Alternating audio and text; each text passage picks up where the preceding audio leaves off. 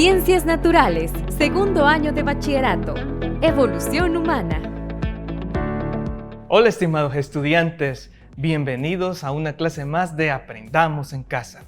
En esta ocasión vamos a continuar abordando un tema que debiste haber visto ya hace mucho tiempo y es probable que no lo recuerdes tan bien. Vamos a hablar sobre los cambios genéticos que ocurren dentro de las poblaciones, pero lo vamos a hacer con nosotros, las personas. Así es, vamos a hablar sobre evolución humana. Eso es el cambio que ocurre en las poblaciones. Esa es la definición de evolución. Muy bien, a pesar que hemos estado hablando algunos conceptos que pueden resultar complejos, hemos venido hablando de genética, de diversidad, de ecología, es probable que en esta ocasión existan algunos términos bastante complejos a los cuales debes de poner atención. Por ejemplo, si cuando te dije evolución humana, pensaste, ya me van a hablar que venimos del mono, pues una de dos, o has tenido algunos amigos muy troles, o es que nunca has escuchado sobre paleoantropología. Sí, esa es la versión científica de la evolución humana. Y los conceptos a los que me refiero y debes de ponerle atención son algunos como hominización, primates, también vamos a hablar sobre bipedismo y sobre varios otros conceptos como capacidad craneal, mucha anatomía y algunos otros términos de sistemática y taxonomía que ya debes de estar familiarizado. Muy bien, entonces ahora vamos a empezar por cómo se abordó, vamos a dar un recorrido de cómo se ha ido viendo la ubicación evolutiva del ser humano, pero antes daremos un repaso por la historia. Veamos. El primer registro sobre la clasificación científica de los seres humanos como una especie natural le pertenece a Carl Linnaeus en el siglo XVIII, quien utilizó el género Homo, que significa literalmente humano. Homo igual humano. La versión oficial indica que los naturalistas de la época ya pensaban que los grandes simios u hominoideos eran especies emparentadas con los seres humanos. Si bien las ideas evolutivas ya estaban en el ambiente científico, fue Charles Darwin quien en 1859 marcó un antes y después en esta visión del mundo. Contrario a la creencia común, Darwin no abordó la evolución humana en su famoso libro, El origen de las especies. El verdadero debate científico después de la teoría fue sostenido por Thomas Huxley y Richard Owen. Huxley escribió un libro de anatomía comparada entre primates en 1863. La idea de que todos los simios proceden de un ancestro común no fue aceptada inicialmente, incluso por Alfred Wallace, coautor de la teoría evolutiva, solo por tratarse del ser humano y por una supuesta falta de fósiles de transición. En realidad, los primeros fósiles de Homo neanderthalensis se habían descubierto ya en 1856, 3 años antes de la publicación del origen de las especies, pero se atribuyeron a humanos modernos con deformaciones. No obstante, la idea empezó a cambiar unos años más tarde. El mismo Darwin escribió un libro al respecto en 1871. En 1892, un nuevo descubrimiento fósil, el hombre de Java, un Homo erectus, reabrió el debate sobre un eslabón perdido entre simios y humanos modernos. De acuerdo a su propio descubridor, Eugène Dubois, más de 80 libros fueron escritos sobre este fósil antes de 1900. No obstante, fue hasta la década de 1920 cuando el registro fósil se volvió más prolífico en cuanto a las llamadas especies intermedias. En 1925, Raymond Dart describió al Australopithecus africanus, usando como ejemplar tipo los fósiles del niño de Taung. Este y otros fósiles con extrañas marcas en el cráneo llevaron a formular la hipótesis del simio asesino. La idea incluso permeó en la cultura popular, como la idea de cavernícolas sanguinarios, que ahora está prácticamente desechada. Entre las décadas de 1960 y 1980, todas las ideas preconcebidas cambiaron radicalmente. Una gran cantidad de evidencia se recolectó en África, que se determinó como epicentro de la humanidad. Bien, hemos visto entonces cómo la humanidad lleva al menos unos 150 años tratando de desentramar aquella pregunta de dónde venimos y dónde estamos en el reino animal. Ahora bien, ¿por qué tanto? ¿Por qué nos hemos tardado tanto? Bueno, esto es así porque si recuerdas, la evolución no es una línea recta, son pequeños cambios sutiles en las frecuencias alélicas de las poblaciones que hacen que cambien y que puede diverger en muchas direcciones. Entonces se forma un enorme puzzle, un rompecabezas con muchas piezas y no es como que cada una de las especies estuvieran buscando ser seres humanos, simplemente son otras especies. Por eso vamos a desentramar primero el árbol de los primates. Veámoslo.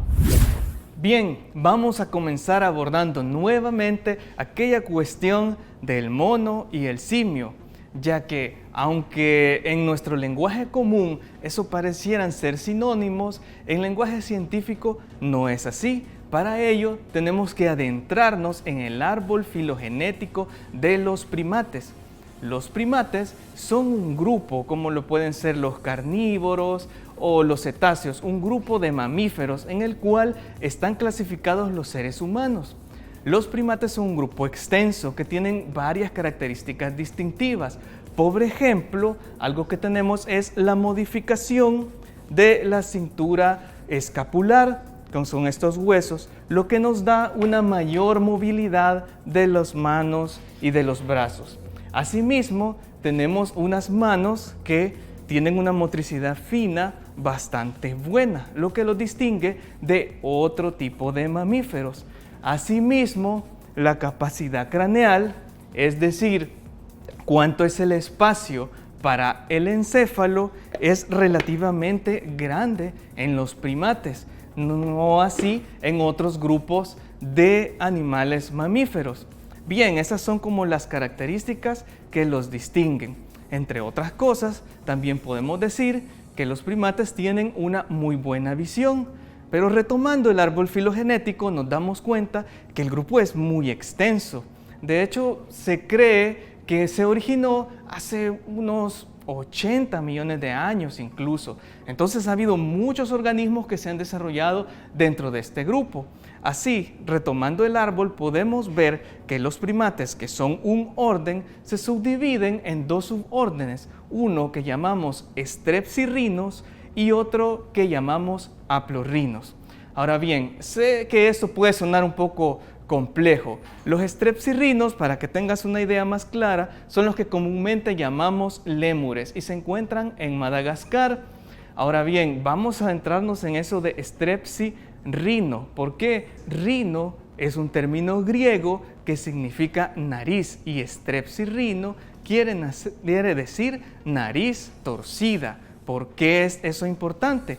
Bueno, si te fijas en tu perro o en tus gatos, ellos tienen la punta del hocico, la nariz húmeda o un rinario que es húmedo. Eso no lo tenemos nosotros como seres humanos y no lo tienen otros primates. Sin embargo, los strepsirrinos sí lo tienen así. Eso significa que tienen muy buen olfato. Son diferentes a los demás primates. Otra característica, por ejemplo, es la envoltura que tienen los ojos. Están envueltos por una cubierta ósea o una pared de hueso. Eso no lo encontramos en los strepsirrinos. Por otro lado, los haplorrinos quiere decir una nariz simple, o sea, una nariz un poco más parecida a la nuestra. Muy bien, entonces vamos a apartar al grupo de los strepsirrinos porque estos se separaron de nosotros hace mucho tiempo. Ahora nos quedaremos solo con los haplorrinos. Muy bien, pero los haplorrinos también se subdividen en otros grupos que llamamos infraórdenes. Así tenemos el grupo de los tarsiformes y también el grupo de los simiformes. Y ahí quiero que ya vuelvas a retomar la idea de los simios. Se dice simiforme y tarsiforme. Eso quiere decir con forma de tarsus, que es un pequeño animal que también se encuentra en África, que es un primate muy distintivo, que tiene los ojos muy grandes, pues es el único que es cazador y nocturno. Bueno, come insectos. Sus ojos son muy grandes Y las modificaciones del cráneo vienen básicamente para ello, a sostener esos grandes ojos que incluso son cada uno más grande que su cerebro.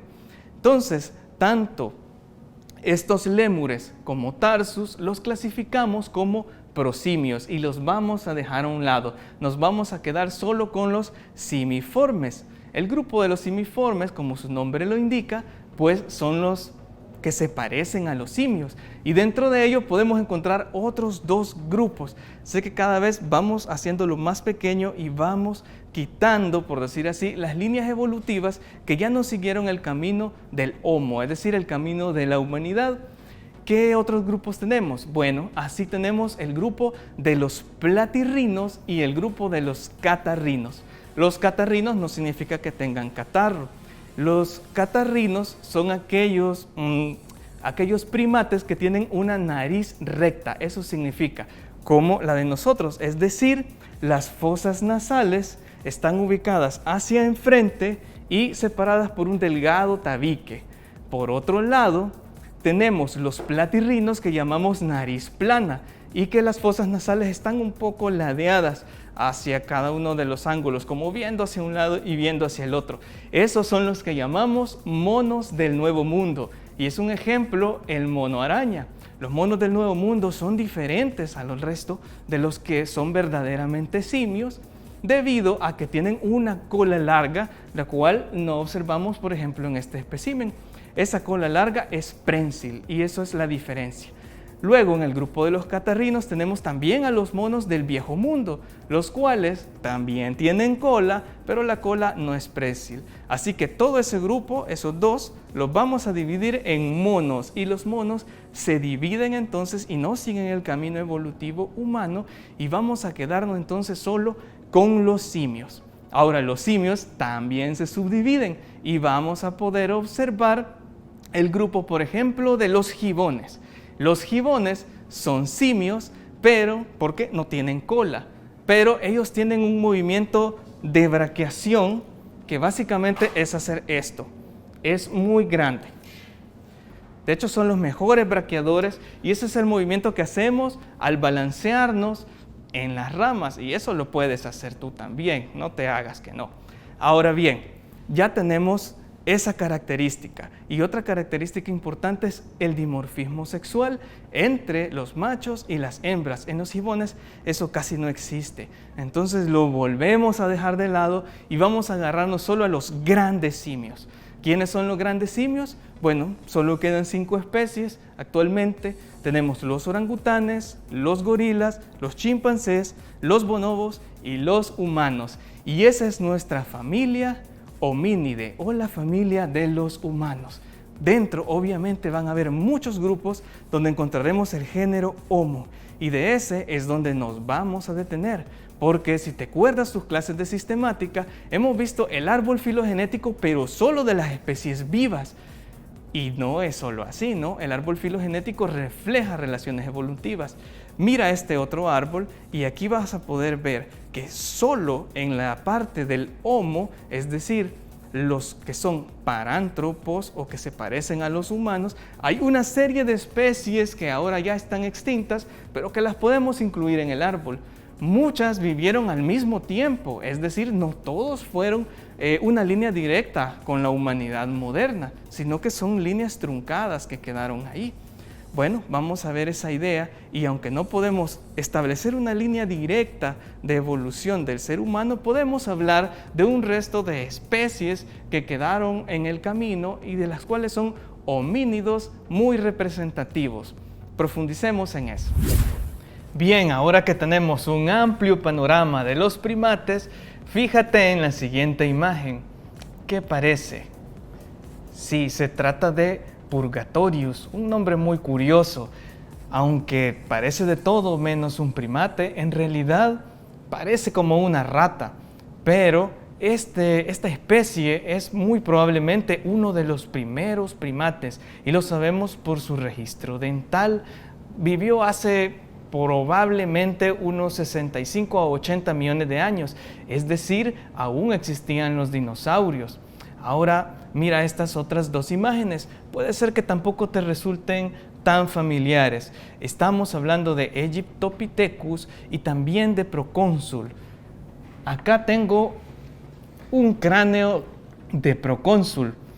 ¿Y qué tienen estos en común? Bueno, Egyptopithecus es justo una especie transitoria entre los dos grandes grupos de los monos catarrinos. O sea, cuando se dividieron monos y simios, es decir, en ese momento no existían ni monos ni los grandes simios modernos, así que no podemos decir directamente que los homínidos provengan del mono.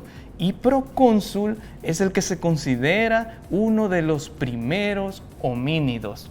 Ahora, ¿qué características tienen los homínidos? En el caso de Procónsul, pues básicamente lo primero es no tener cola.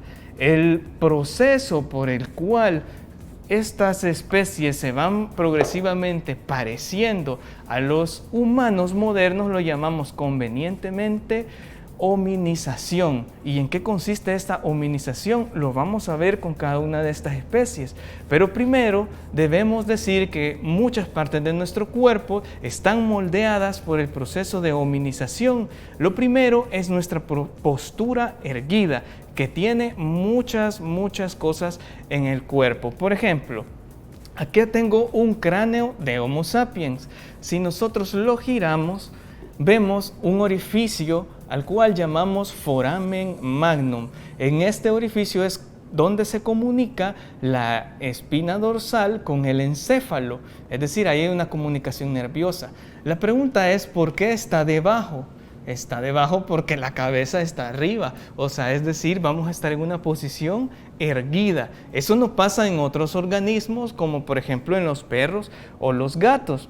Ahora bien, eso nos lleva a que la columna vertebral posee una forma de S, un poco diferente a la que tenemos atrás en ese esqueleto de chimpancé. No tiene la misma forma que la columna humana. ¿Qué más tenemos?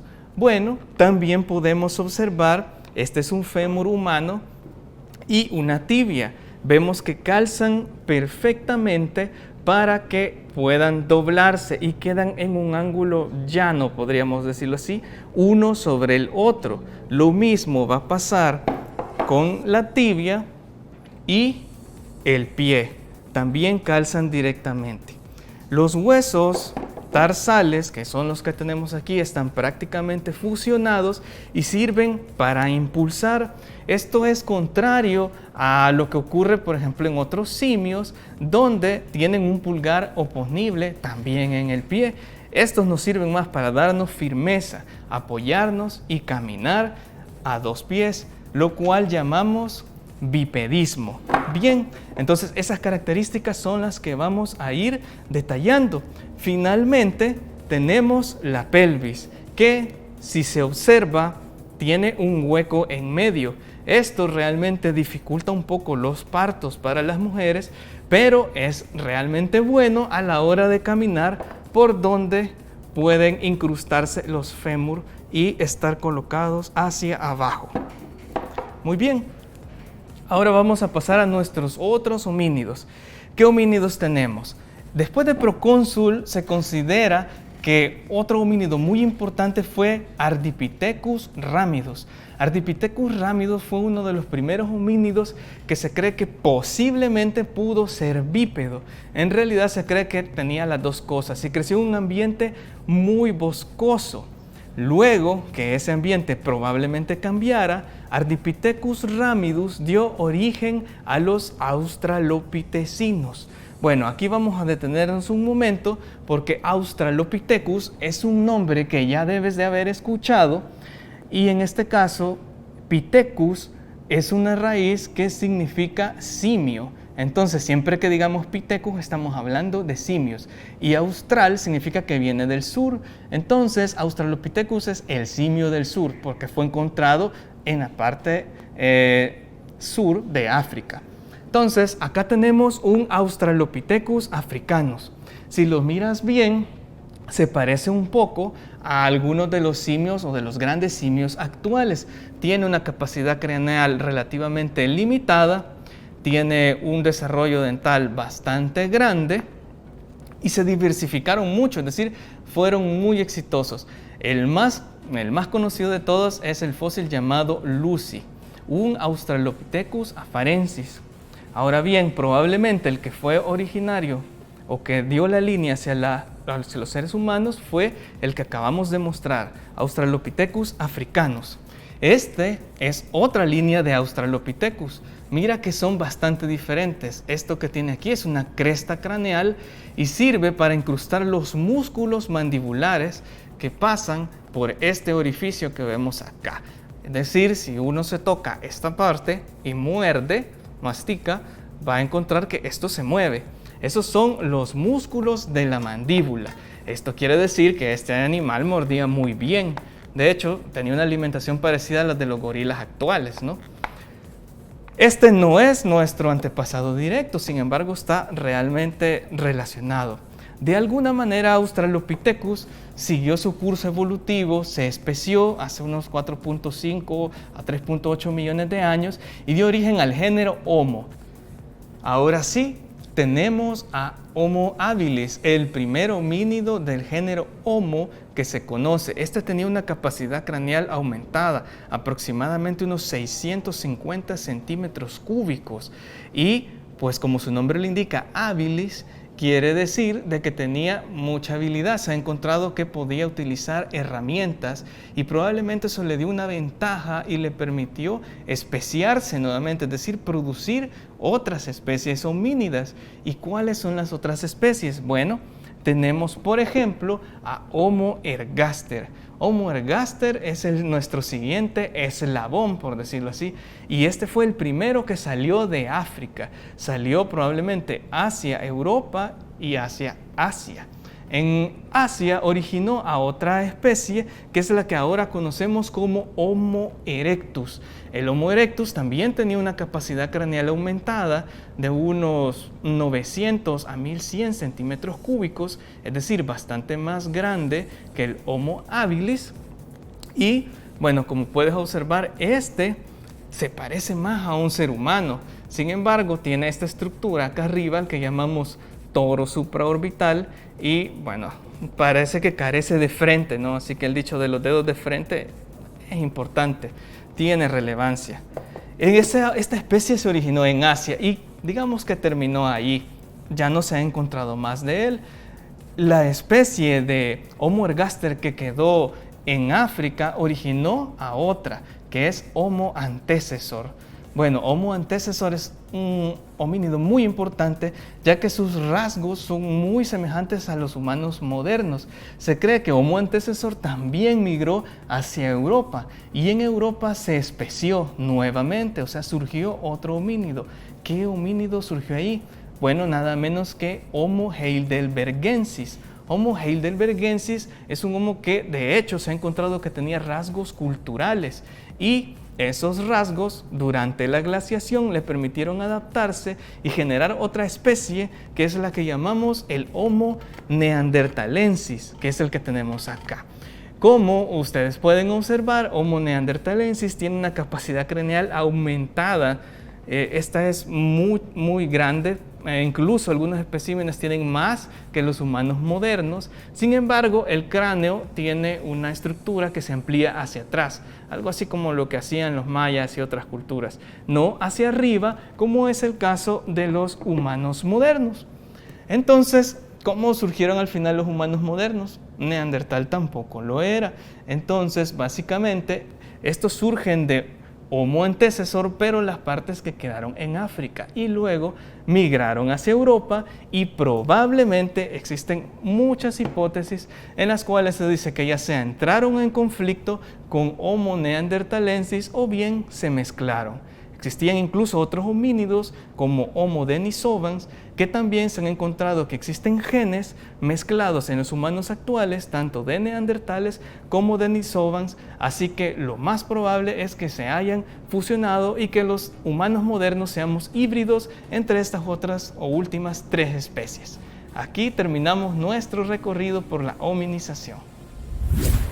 Bien, Hoy dimos un largo recorrido por la historia evolutiva humana y por el árbol filogenético de los primates. Antes de despedirnos, no está de más decir que conocer esta historia natural es similar a conocer nuestra historia social. Nos permite saber sobre las decisiones que tomamos y cómo vemos el mundo. Por eso se llama paleoantropología. Ahora bien, hemos llegado al final. Por favor, continúa manteniendo tus medidas sanitarias y continúa aprendiendo en casa.